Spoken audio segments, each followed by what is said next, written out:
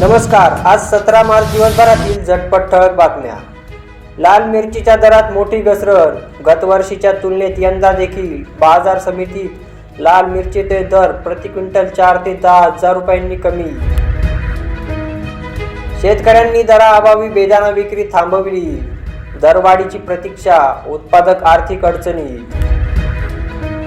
कळमनात लिंबू तेजीत, आवक मंदावल्याने दर 8,500 रुपयांवर. बैनगनपल्ली आंबा 60 ते 100 रुपये प्रति किलो. विदर्भात अवकाळी पावसाचा आंब्याला मोठा फटका, उत्पादन घटणार.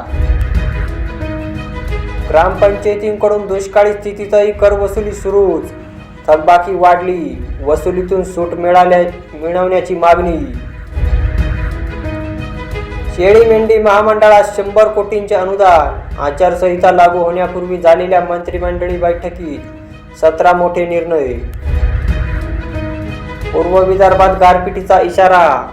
वादळी पाऊस तसेच गारपिटीचा ऑरेंज अलर्ट जारी.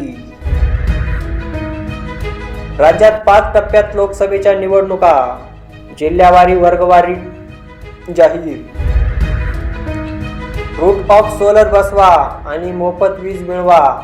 अनुदानाचा लाभ घेण्याचे महावितरणचे शेतकऱ्यांना आवाहन. मलठण येथे शेतकरी प्रक्षेत्र दिन साजरा. शाश्वत ऊस उत्पादन तंत्रज्ञानावर शेतकऱ्यांना मार्गदर्शन. सांगली जिल्ह्यातून द्राक्षाची निर्यात घटण्याची शक्यता.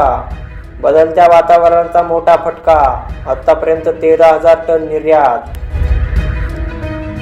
लोकर प्रक्रिया उद्योग ढवळीपुरीलाच होणार. मेंढी शेळी विकास महामंडळाचा पुढाकार.